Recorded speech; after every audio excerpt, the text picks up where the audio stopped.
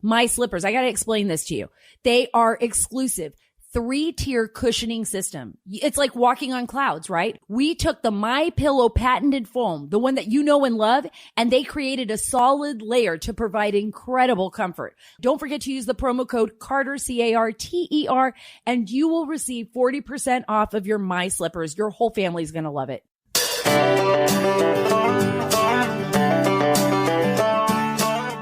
Hey everyone, welcome to the Sara Carter Show. Today's podcast is brought to you by the Association of Mature American Citizens, the only conservative alternative to AARP. Go to amac.us/Carter.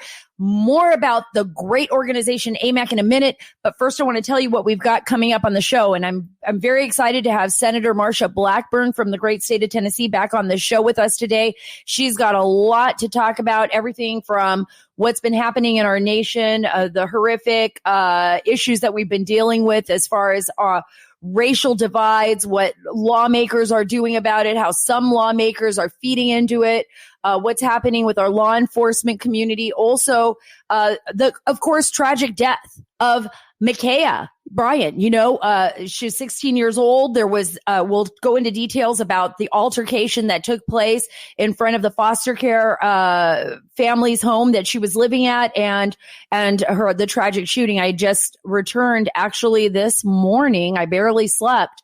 I was in Columbus, Ohio last night, talking to folks out there about what happened, about how they're feeling. I also had an opportunity to talk to some of the police officers. I'm going to tell you all about that on the show. Remember, we're also talking about Iran and what the Senator Marsha Blackburn and others have this incredible bill that they are doing to try to stop the Obama legacy from rising once again. The murky waters of the Iran nuclear deal. Remember that? Where we just dumped billions of dollars back, gave them their money back here. You know, even though you're sponsoring terrorism, we are going to do everything we can to support you, Iran. That Iran.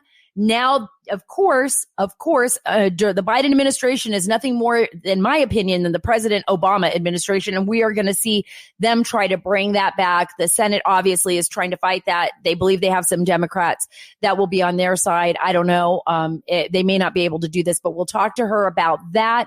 We'll talk to her about the border. I'm going to talk about the border. That is something we got to pay attention to no matter what. There's lots of subjects, lots of topics that we have to talk about. But first, remember, I was going to tell you about AMAC.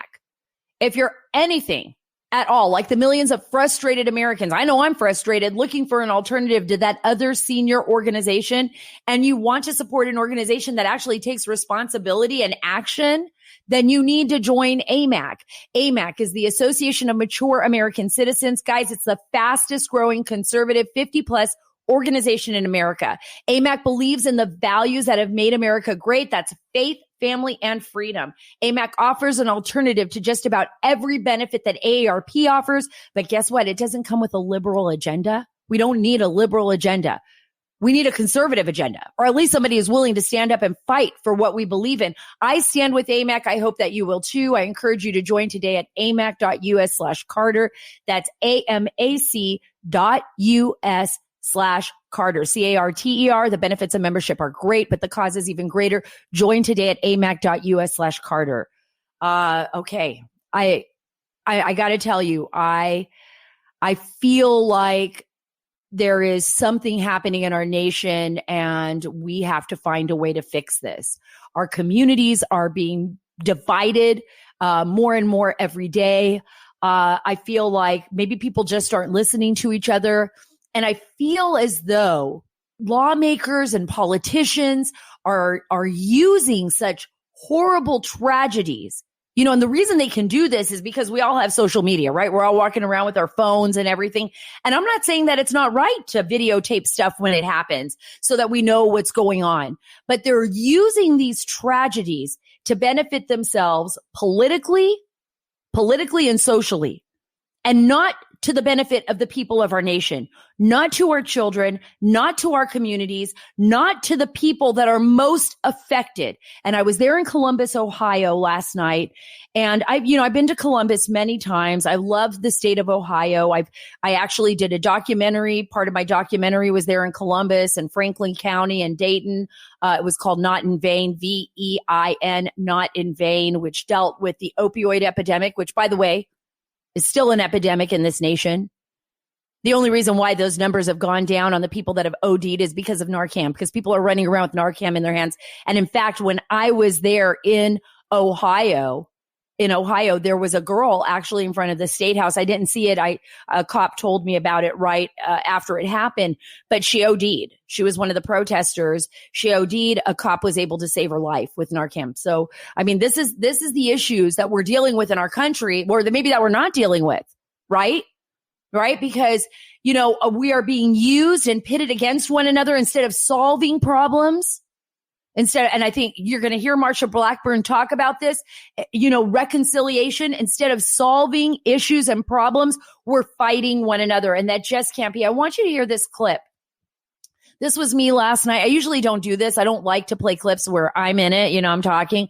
But this was what it was like on the ground in Columbus, Ohio last night on Sean Hannity. Here, listen to this clip. Absolutely, Sean. And I ask people that exact question, but there's an enormous sense of frustration here in Columbus, Ohio, and it's throughout the community. You can feel it even behind me. Over 300 people protesting. They feel that something needs to be done to rectify the issues that they have with their law enforcement. They're standing right here in front of the Columbus, Ohio Police Department.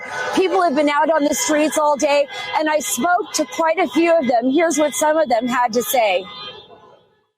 What do you think is going on here? Why do you think there's this sense of this feeling of dread that's causing people to come out into the streets and stand up and protest? Well, I think we've been here before. It happened last summer, and I think, we're here again. So I think that this is something that at this point, in a way feels familiar.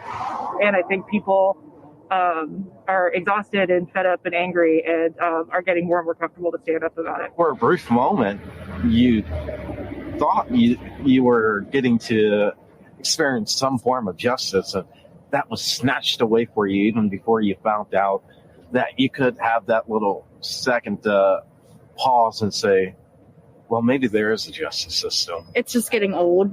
Just the same thing happening over and over and over again. We got justice for George Floyd with Derek Chauvin, but we still took a step back. I got to tell you, it's hard because there's this enormous frustration. That there's people out there, they want their voices to be heard, whether it's in underprivileged communities in Columbus, Ohio, or Chicago, or, what happened with the George Floyd and then the eventual verdict where a number of people felt there was vindication. And then you had others like lawmakers coming out and say, well, that's just not enough. That's just not enough. Or if we don't get our way, we should incite rioting. Just listen to this. I'm not making this stuff up. Listen to Representative Maxine Waters. Listen to what they are doing to this nation. And then I'm going to ask you to think about this. Don't let these politicians in Washington, D.C. dictate how you are going to feel about your neighbor. Don't let the media do it. Don't let anyone else do it. We, as Americans, have made it through far worse. We're going to make it through this. As long as these people like Maxine Waters and others who basically don't care about you, they don't care about your community, they don't care about who you are, they don't care about where you've been, they care only about one thing, retaining their power and using you to do that. I want you to hear Maxine Waters and tell me if this is okay.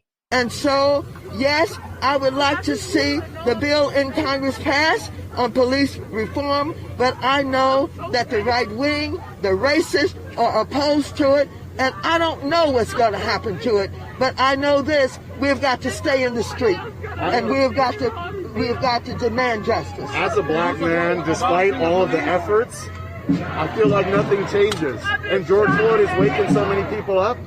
yet nothing has happened. Despite the rhetoric, like what needs to happen that's different this year than all the years before? We're looking for a guilty verdict.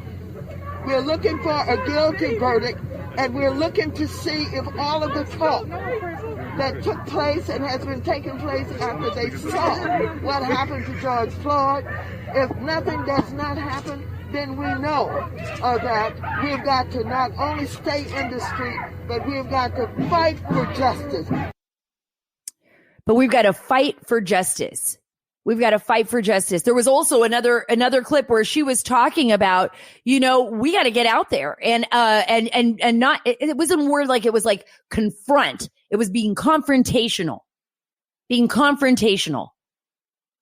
So she's actually saying to people, get out there and fight. Look, there is a jury, a judge, and a jury, and there is a system. It's not perfect. It's not perfect because I saw what happened during the Russia hoax, right? The Department of Justice did absolutely nothing. A bunch of senior officials from the Obama administration just walked away after stomping all over the Constitution and tearing up the president's family, President Trump, that is, and him, and doing whatever they wanted. They were just abusing power left and right, and they got away with it because nobody, not even a Republican Department of Justice, did anything about it. So justice is not perfect, but it's better than most places. I have been to places where the justice system is completely sold out, where people have no justice.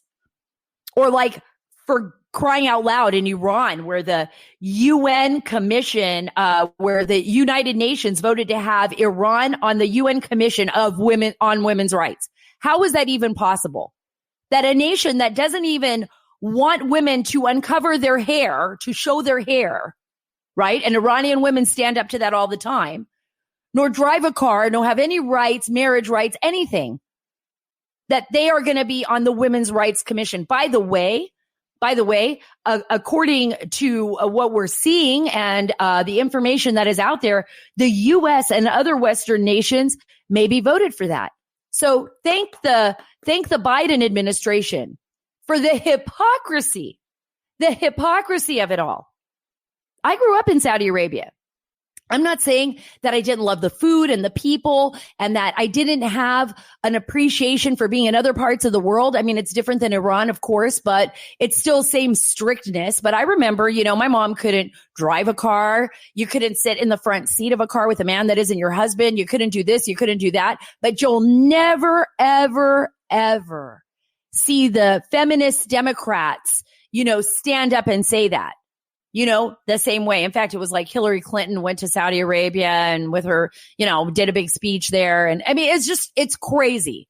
It's crazy. Nobody ever wants to stand up for anybody else's rights. And then you got Maxine Waters coming out and, basically saying at this, very tense moment, the blame is on, the law enforcement officials.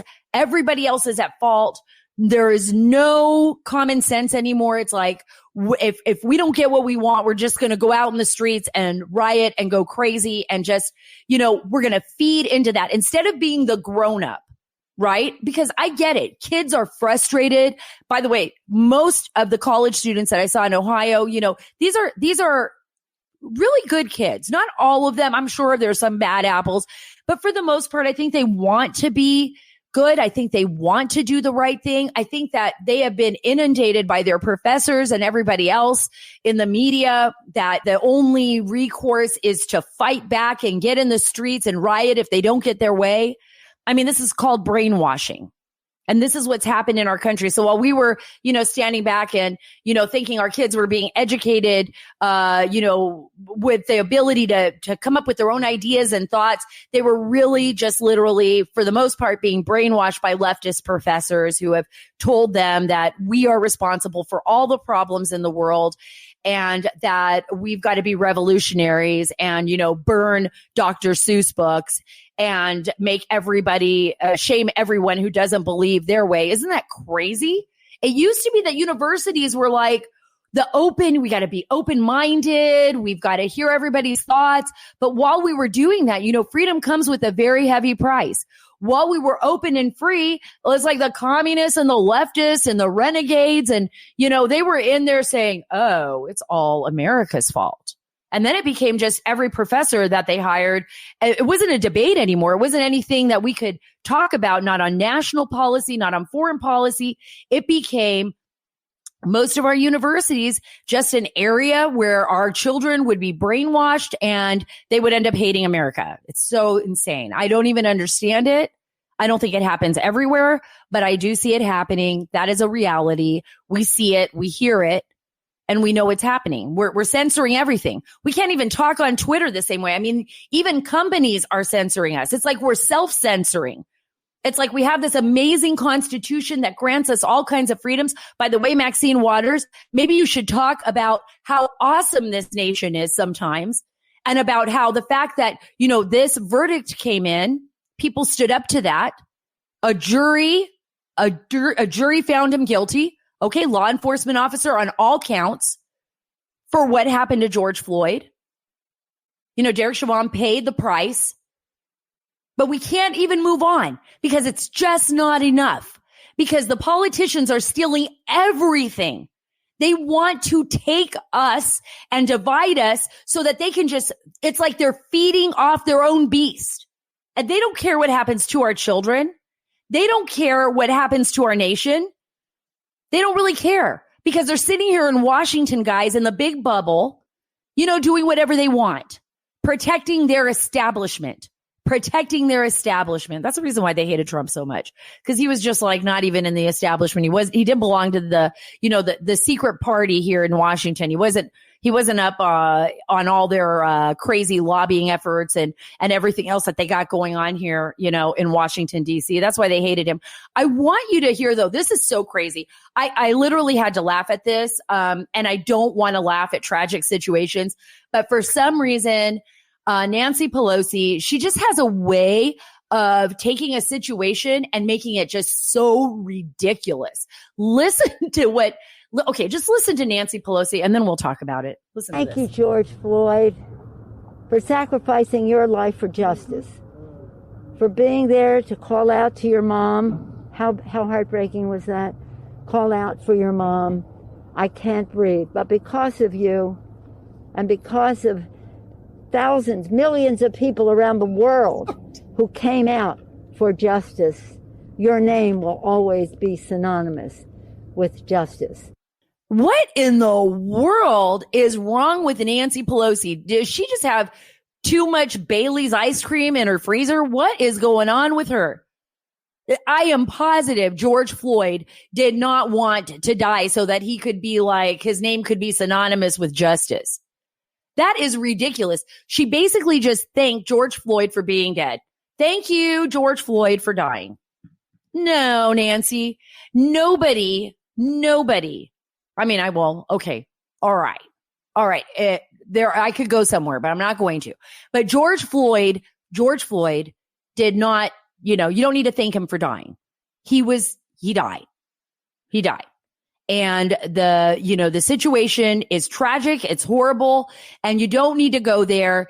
That's ridiculous. You need, these lawmakers are just, I can't even fathom what's going on in their minds. Look, I got another clip. I got to play these clips. I mean, this is AOC. This verdict is not justice. Listen to this. This verdict is not justice.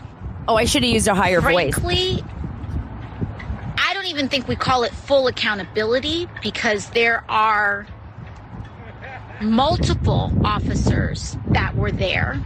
I also don't want this moment to be framed as this system working because it's not working. No, because the system that AOC wants is that same. And by the way, I did say that, I said it was such a low voice, and AOC has got like this really high pitched voice that I can never get to. So, but she's showing you guys who she really is, right?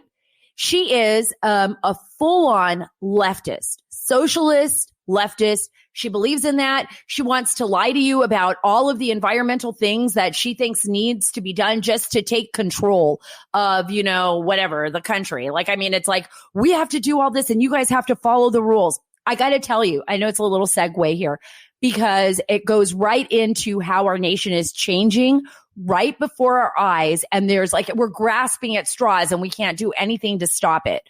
I'm in the airport, right, coming back from Columbus, and I start noticing this. It's not about COVID-19 anymore. Like, actually, it's now germs. So they don't say COVID-19 on the recording over the airport in Columbus. I have to listen more carefully in the other airports, but it's like, please stay 6 feet away from anybody else so you don't pass on germs. You don't want to get germs, do you? You don't want to talk to another human being, do you? Don't ever hug anyone again. No, they didn't say all that, but they did say stand 6 feet away so that you don't get any germs. America, everyone out there listening to this right now, we literally are supposed to get germs. That's how we become immune. We're not supposed to live in a bubble. Please, God, if Maxine Waters asks you to buy a bubble suit or AOC, just say no. We have to stop somewhere. We cannot live in a bubble. Look, Washington lives in a bubble, and then they say things like, okay, play it again. Thank you, George Floyd. Thank you, George Floyd, for dying. These people don't know anything. They don't know anything. And then they put people in charge that don't know anything. And people that don't even have any common sense. Right? So I just want you to realize what's happening right before our very eyes. It's like right in front of our face, right? It's like when you lose your keys and you're like looking around the house for the car keys and they're like right there, or like the glasses on your head, right? That's what it felt like when I walked through Columbus, Ohio's airport. I was like, wow, wait a minute. Now they're telling us that we have to stay 6 feet apart because of germs and that the CDC is warning us about that. When did you ever have to stay 6 feet apart because of germs in past history, other than an outbreak of something, right? But not permanently. But mind you, the reason why they are doing this is because this is going to be permanent. They want this to be permanent, they being the leftists. This is how you start gaining control, right, of people. You start dictating, putting down rules, making sure that, you scare the masses. Scare the masses. Remember that James O'Keefe, not me, James O'Keefe, right, from Project Veritas, caught the CNN editor saying that. I don't have the clip of that right now, but you guys look it up on the internet. Look it up on the internet where he says CNN is just out there, and it's true. To make money, they want to scare you. I'm not trying to scare you. I'm just laying out the facts. The facts is that I was in an airport and they told me to stay away from my fellow people. Like I just started talking to people. Nobody was 6 feet apart. We were all in a huge line. We had our masks on, but everybody was laughing about that. Like, what? If we stood 6 feet apart and the security line was so long, never had we ever seen it before like that in Columbus, we would have literally been out in the parking lot. If we were actually following the directions, we would have been out in the parking lot, maybe up on the second or third level of parking, because it would have been that crazy. I want you guys to think about what is happening around us while we're so busy. They're trying to dictate laws and dictate our lives. And that's something that we have to pay attention to because we have a constitution still in this country. COVID did not erase the Constitution. COVID did not erase the Constitution. Remember that. That Constitution stands. That Constitution stands, and it means something. And it means something. That's why I have the great Senator Marsha Blackburn on the show. And she is someone that has actually puts herself out there, fights for the Constitution, fights for her constituents in Tennessee. And more than that, she fights for the American people. No doubt, Marsha Blackburn is probably one of the most fiercest senators, out there, somebody that isn't afraid to take on the establishment and tell them how she feels. Thank you so much, Senator, for joining me today. And, before we got on, the senator was commenting that I have the biggest cup of coffee in the world that she's seen. And it says it was the dog. It was actually a joke. It was actually a joke from my husband. He thinks it's very funny. And the only cup that I could find, I stayed up all night, it seems like, because I was in Ohio last night. There were a number of protests, for Ma'Khia Bryant going on in the city of Columbus, and across the nation. We are once again, feeling this divide, Senator. And I listen to the young people. I don't want, everybody has the right to their own feelings. And when you're hurt, you say a lot of things, right? But I feel that the Democratic lawmakers are really pushing this racial divide in our country in such a way that in some cases, I'm very concerned it will be almost irreparable. Oh, my hope is that we can move to a point of reconciliation in this country. And my hope is also that we can move to a point of robust, respectful, bipartisan debate. That is what has kept this nation strong, is sitting down and talking through issues, having that public square that said, come, express your opinion, let's agree to disagree, honoring peaceful protest, and making certain that individuals have the ability to approach their government and to have these respectful debates. And my hope is that we will see people move forward and say, let's reconcile our differences for the good of the country, for the good of future generations. Because, Sarah, if you cut off debate from people who are different than you, then what you see is your sphere of influence, your universe of friends. They shrink because you only allow people into your circle who are just like you. And diversity serves our nation well. Diversity of opinion. Right. And diversity of approach. It serves us well. Mm-hmm. And you brought up a very important word, Senator, because you talk about reconciliation. And I think that is so important. I think right now in our nation, what we need more than anything is for people to sit down and talk. And I heard that not only from law enforcement officers who were on the streets in Ohio, and I got to tell you, it was fascinating because it was before we got on Sean's show to talk about what was going on and to show the people in the streets. But there was a rally earlier in front of the State House in Columbus, and a woman actually passed out. Who was her first line of defense was the police officers that were there. She was a protester. They got her to the hospital. Another person at the rally actually OD'd on heroin, and an officer was the first line to save this young lady's life with Narcan. And so when you think about, the both sides of the issue and how it affects everyone, and you could see that the officers who were standing there were frustrated. They felt like, a lot of them, you can just see it. They feel like, what are we doing this for? Like we're being the targets. And then also on the other side, when you talk to the young people, it's like we're the targets. And I think that when you have lawmakers just feeding into that hate, just creating more and more of a divide. I want to play a clip, and this is Press Secretary Jen Psaki, and I felt this was completely irresponsible of her about this situation and what the Biden administration is doing about systemic racism, supposedly, in the United States of America. Has the president been briefed on 16-year-old Ma'Khia Bryant being shot and killed by police in Columbus, Ohio yesterday? It happened moments before the show verdict came out. Yes. I should say yes, and let me just say, since you gave me the opportunity, the killing of 16-year-old Ma'Khia Bryant by the Columbus police is tragic. She was a child.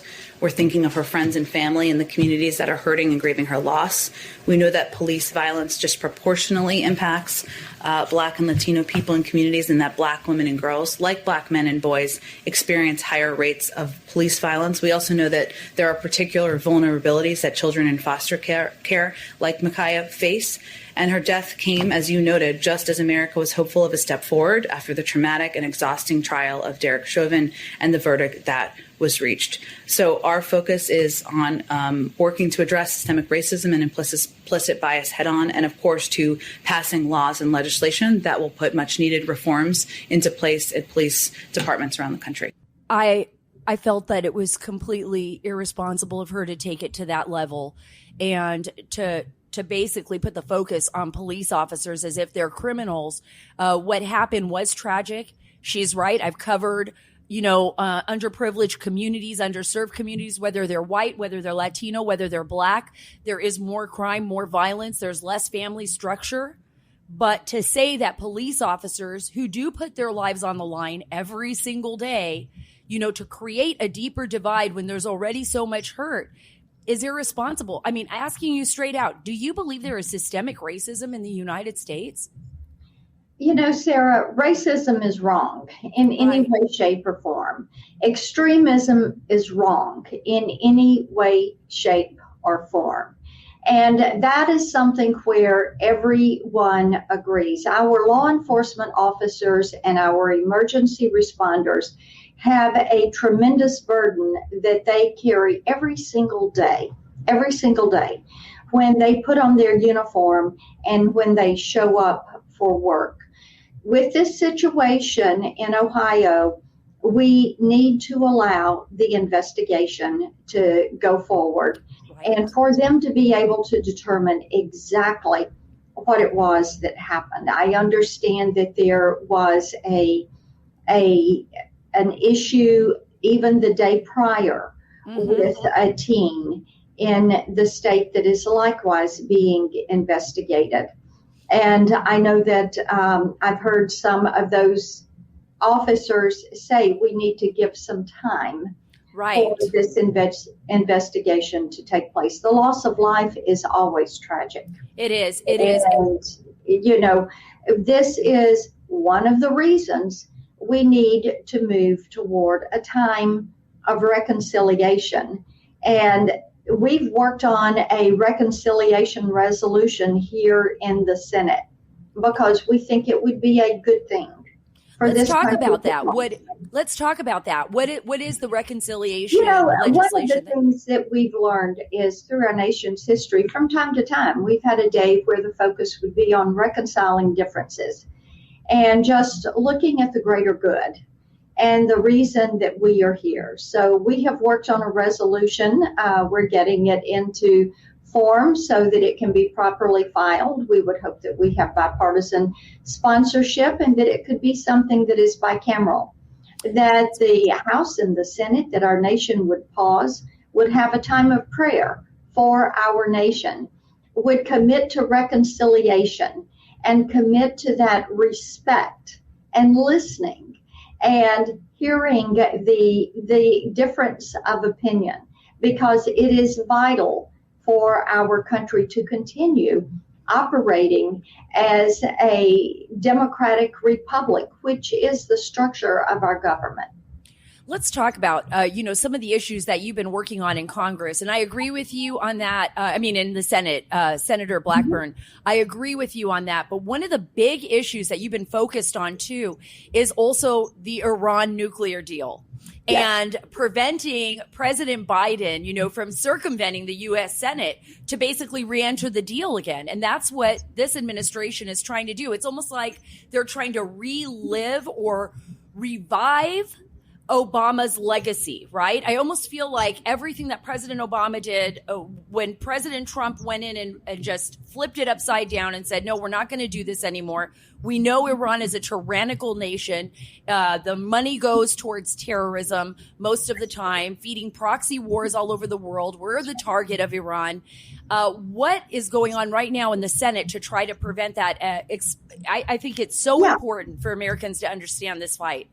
It is important to understand, because what the Biden administration is trying to do, what they're seeking to do, is to revive the Iran nuclear deal. And we know what happened with that. We all remember the pallets of cash being flown over to Iran. And as you said, That is money that goes into proxy wars. Iran is also trying to up the enrichment level on uranium that they are enriching, not using this for nuclear power, but using this for weaponry. So we believe that with the Iran nuclear deal during the Obama years, they found a way to circumvent Congress on this. Right. So this should be treated as a treaty, and it should be forced. We're forcing the issue of this coming to the Senate. Do you think you're going to have enough to pass this? We certainly are going to try, and we will not know until we try. I think there are people on each side of the aisle that now, in hindsight, looking at that Iran nuclear deal, realize that this should have been treated as a treaty. Well, we know that the JCPOA, we know that people that were inspectors that were sent there could never actually inspect anything. It was always set up to just basically let Iran get away with whatever they wanted to get away with. I mean, no matter how anybody tries to explain it to me, every time I looked at the deal, every time we saw stories coming out of Iran, we were stunned, because once again, it was like the U.S. gave up everything. The world gives up everything. Iran gave up nothing. And now it looks like they could have it back again. And it is horrifying to think that they could reposition themselves to the point that they would give Iran, lift sanctions, give Iran the power to operate, the power to enrich uranium. And Sara, as you have heard me say, the new axis of evil, Russia, China, Iran, and North Korea.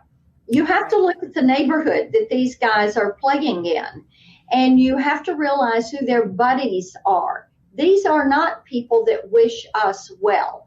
So we ought not to do anything that is going to help them move forward. We should be holding them to account. And this is why we're saying this, if you're trying to do something with Iran, you have to bring it to the Senate. It has to withstand that vote for an up or down vote in the Senate. Right. Another issue before I let you go, I know you're running back and forth. You know, you got a lot of work to do on the Senate today, but I can't let you go without asking about the border, because I feel, since we've had all these horrible tragedies, and then we've, of course, had the George Floyd verdict, everybody's focus is now away from the U.S.-Mexico border.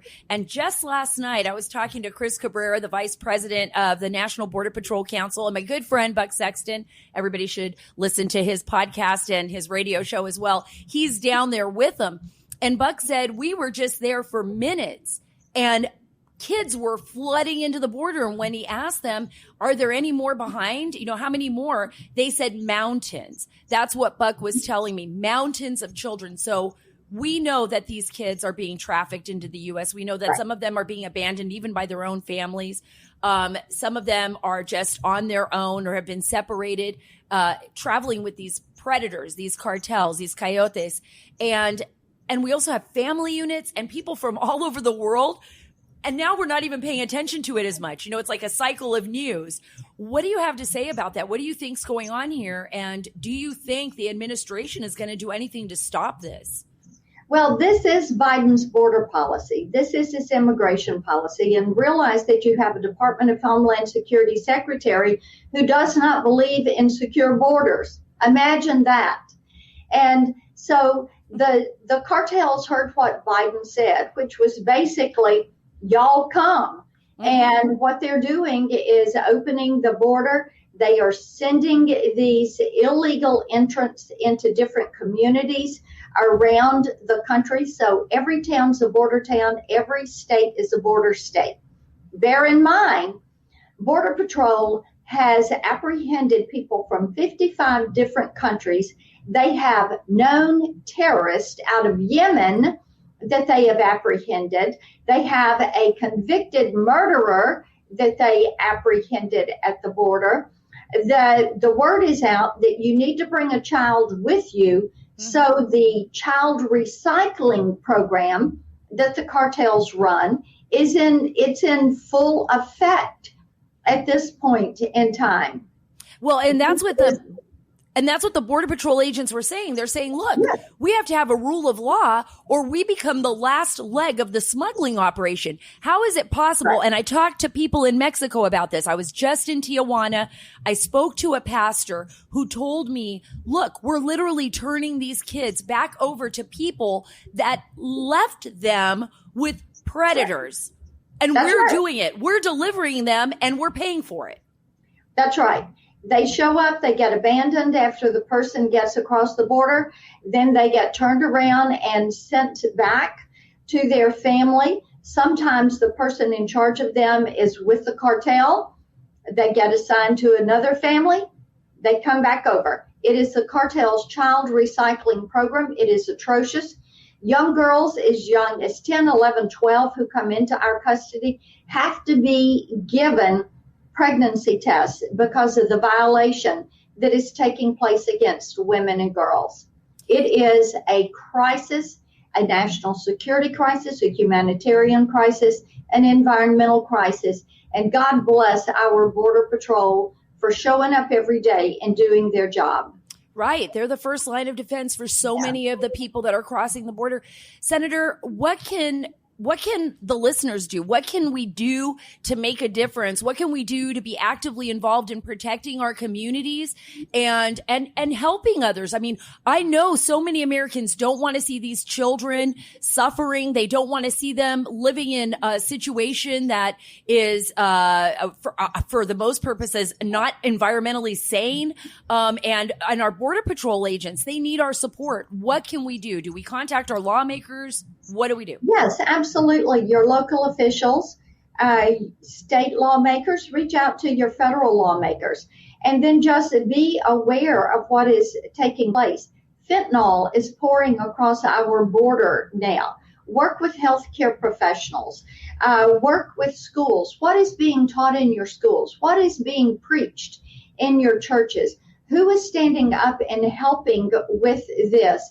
These are all things where people, the citizenry, as I say, we the people need to stand up and be the people right now on a lot of different fronts, because we are going to lose this country if we do not. Well, that's why you're the senator of the great state of Tennessee. You're amazing. Thank you so much, Senator Blackburn, for being a part of the podcast. Thank you for all you do. Oh, thank you. Thank you, ma'am. I hope you come back on the show very soon. You got it. Take care. So this is the reason why I have been going back to the border, because this story, this crisis is ongoing. And it's exactly what Senator Blackburn said.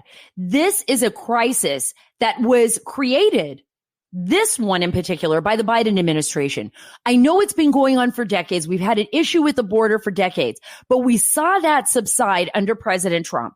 We did, because there was a rule of law, and there's a reason for laws. There's a reason for them. It's not because we don't want people from all over the world. Our nation is a melting pot of people from all over the world. My mom was an immigrant. I'm the firstborn of my mom's family here in the United States, right? So we are a melting pot of people. I love it. I love being able to go to restaurants. We need more workers in restaurants right now. I mean, that's a big issue, but I love being able to go to Mexican restaurants and Indian restaurants. And, if you so desire, maybe get some British food. It's not that good though, right? Right. I'm just throwing it out there, but I want us to be the melting pot, but I want it to be done the right way. The children that are coming across that border are suffering. They are in the hands of these terrible predators, and we have to point that out. And by the way, our nation's national security, our economy are also in jeopardy because of these terrible policies.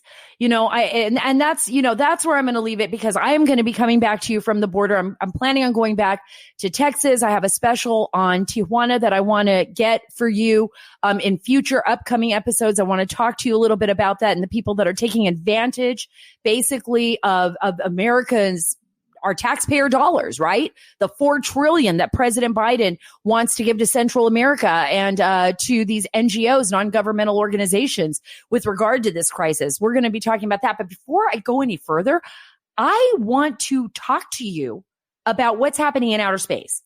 Now, Rich, who's one of the producers on the show, informed me, this is before I get to the whole Russia story. I have this great story.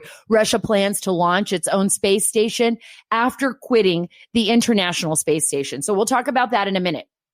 But I want to go back to this thing of space debris, because I was talking to Rich about this and I was like, you know, maybe the International Space Station, I mean, if you look at it, it looks like it's fallen apart. It looks like it's just, you know, on its last legs. Maybe it's not, but I have a feeling it is. I mean, it's got like some kind of issues on the outside. It looks old.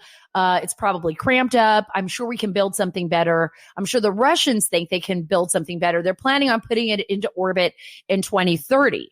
But imagine, where does this stuff go? I was like, Rich, where does it go? I mean, does it just shoot off into space?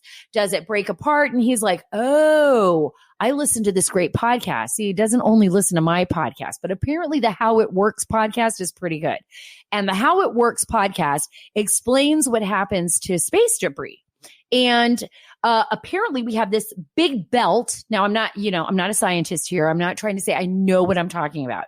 I heard this in a very brief explanation from Rich, and I'm passing it along, kind of like telephone. So you got to go to the How It Works podcast if you're interested in this. But apparently we have a belt of space debris, like a crazy belt of space debris around our planet. And eventually we'll just be trapped here. We won't even be able to get to Mars. That's what Rich told me. Don't stick with that. Don't say this verbatim unless you listen to the How It Works podcast. And then you can say it over and over and over again. But apparently we might get trapped here in our own space debris. Doesn't surprise me. Please don't tell AOC, because if you tell AOC, then she's going to start a whole new thing for green space. And then I am going to just lose my mind. I'm going to lose my mind because she's going to try to make space a leftist issue. And I just can't have that right now. We just cannot deal with that. We have too much to deal with in America. But back to, the Russians and their plans to launch their own space station. Remember, everybody's competing for space, guys. The Chinese, us, the Russians, this is a topic that I absolutely love. And even the aliens, I'm sure they are out there competing for our space. This project, though, would mark a new chapter for Russian space exploration and an end to more than 2 decades of close cooperation with the United States aboard the aging International Space Station. That's actually kind of sad, because I think that it's important that we work together. Like, we're not so competitive in space, because it is such an unknown for all of us. And we want to make sure that we're doing the right things out there. Apparently, Russian cosmonauts have worked with their counterparts from the U.S. and 16 other countries with the International Space Station since 1988.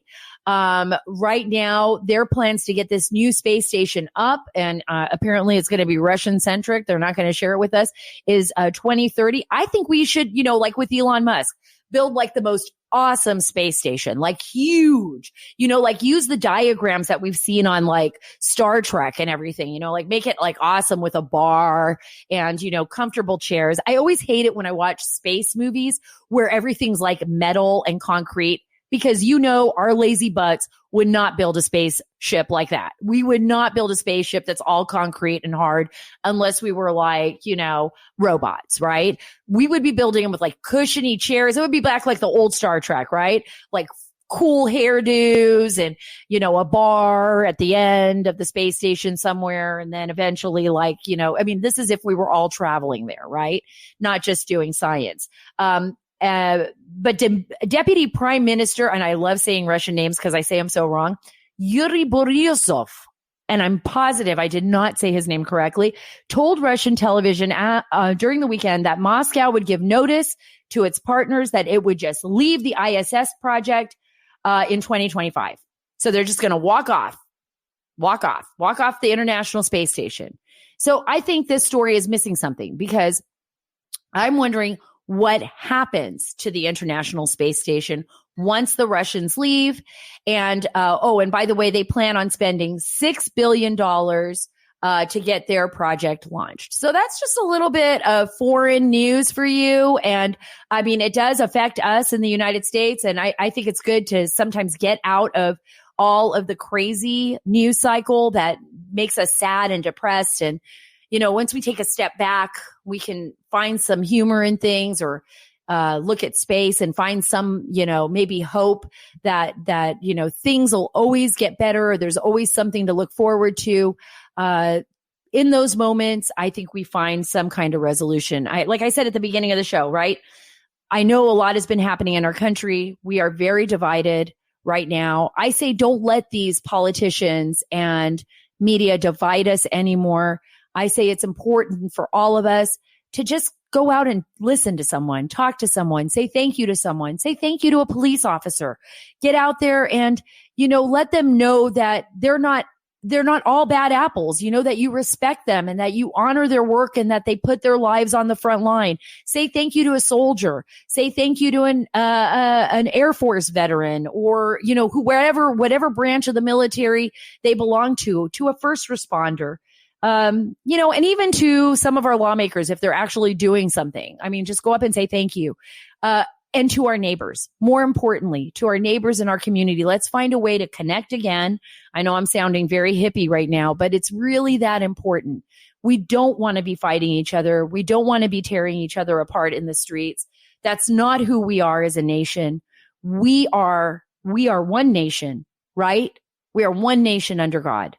And we should live up to those expectations.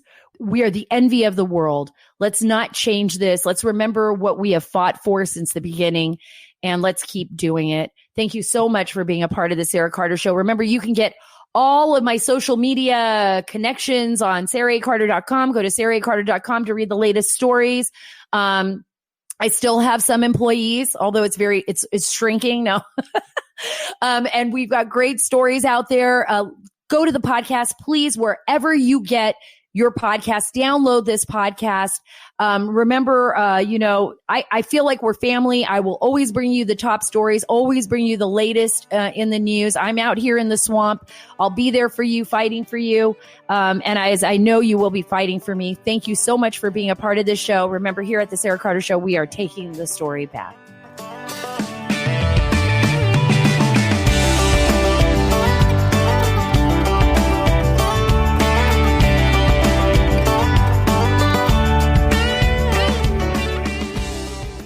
Today, I'm joined by Rebecca Weber, the CEO of the Association for Mature American Citizens. It's also known as AMAC. Can you share a little bit with the audience about your father, Dan Weber, and how he founded AMAC and why? My father formed AMAC after he recognized that the AARP really was not representing his values, and those values were really faith, family, and freedom. And my father believed in America's greatness. He believed that there was what he described as a cultural shift occurring in our country.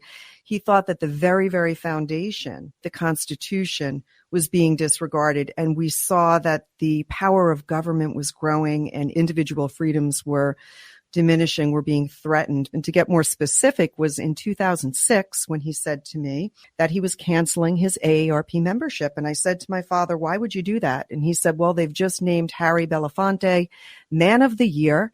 And he went on to say that Harry Belafonte had commented to Hugo Chavez saying that George W. Bush was the greatest terrorist threat in America. And my father said something is wrong with that. So he saw the AARP make this sharp left turn. And that was when he said, let's form AMAC. And I said, let's do it. Rebecca, thanks so much for being with me today. I'm honored to have you and AMAC as a sponsor for the Sara Carter Show. For more information, folks, visit amac.us/Carter.